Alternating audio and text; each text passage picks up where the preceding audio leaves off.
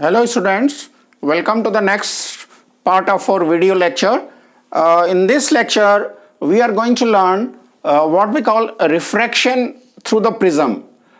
And in this we'll learn what is the angle of dispersion in a prism and what is the difference between a prism and a glass slab. And then we'll see the dispersion of light through prism. So to first question comes, what is the meaning of prism? So if you see the prism, it is made from the glass and it has got two triangular surfaces. If you see, one on the top and other on the bottom. So these are triangular shape, and then it has got three rectangular surface.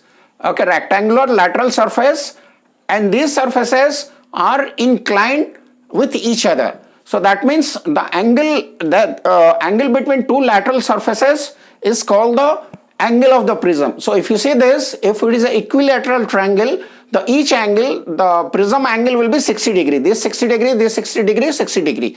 Or this, it need not be equilateral. It can be any other prism. So the angle could be different. But you have to remember that the prism will have a total 5 surfaces. 2 on the top and 3 on the side. So the top 2 surfaces are triangular. So if you see the cross section, normally the prism will be represented by a triangle which shows the cross section. When you look the prism from the top or from the side, it will appear as a triangle.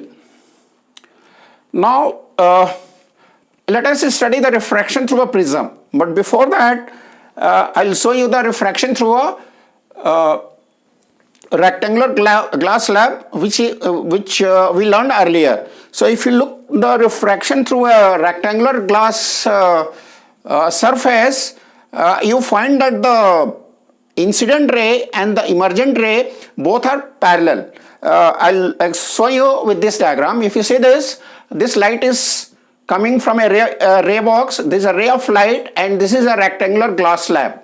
What you find inside, the ray is bent. But when it is emerging, again it has become both emerging ray and the incident ray. This ray and this ray both are parallel. So that means the angle between them is 0, which is called, there is no angle of deviation is 0. Only thing is there is a shift. This is a lateral shift in both rays, but both the rays are parallel, which is very clear from this diagram. If you see this is the incident ray and this is normal to the surface. So this is angle of incidence and this is angle of refraction. So again this ray travels a straight line, and when it is emerging, if you see this angle and this angle both are equal. So the ray is become parallel. So because this angle and this angle, incident angle and the emerging angle are same, so there is no deviation. The angle of the difference between these two angles is 0. But if you look at a prism which has got a different shape, so for this activity what we'll do is, we'll do this activity. You can take a A4 size white paper and take a prism and put the prism on the paper, and you draw the outline of the prism, that is A, B and C. Now what we can do is, using a pencil and the scale, draw a line PQ, okay, which is meeting this prism at the point E. So you draw a line through this, and you using a ray box throw a beam of light on this surface. So, and at this point you draw a normal perpendicular to the line AB. So this N prime is the perpendicular to the AB, and this is the incident ray. Now this is angle of incidence. What you find inside this, the beam is going to, the ray is going to bend because of refraction. So this is the angle of refraction and this is the refracted ray. Now when you'll find that this ray will come out of this prism. So this is the emerging ray. So if you are using a ray box, you'll get a beam of light here. So on this ray you mark 2 point R and S. Now you can join this 2 points R and S and draw a straight line. Now you extend this straight line and this straight line. They will meet at this point. And now if you measure this angle is called the angle of deviation. That means this is the angle between this incident ray and the emergent ray. This is the angle of refraction. But you find that this angle, this ray and this ray, which is the emergent ray and this is the incident ray, they have got an angle of deviation d. If you see in case of a rectangular slab, this angle of deviation was 0. But in case of prism, we have got a angle of deviation d. So as the angle of incidence is changing, you will find that the angle of deviation also will change.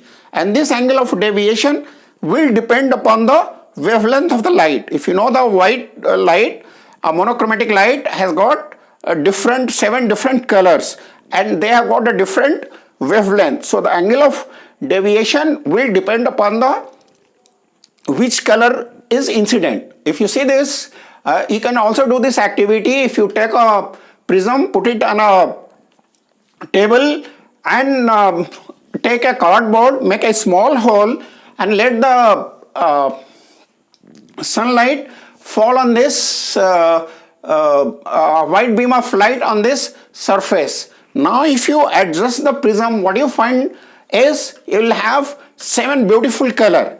So it will start from the red and the bottom will be the violet. Why it is red? Because the red color, if you recall, the red color has got a maximum wavelength compared to all these lights. So the deviation is minimum.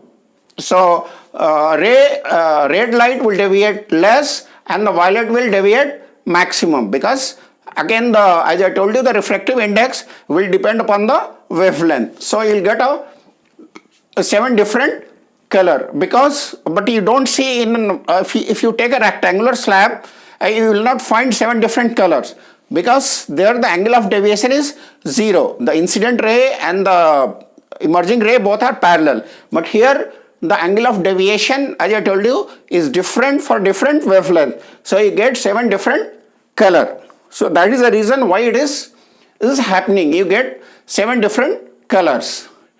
Now when this 7 colors was invented, the scientists thought that there could be more than 7 colors in the light. But they found that if you put another prism which is just inverted opposite to this, you will find only a white light. That means the white light has got only 7 colors and not more than 7.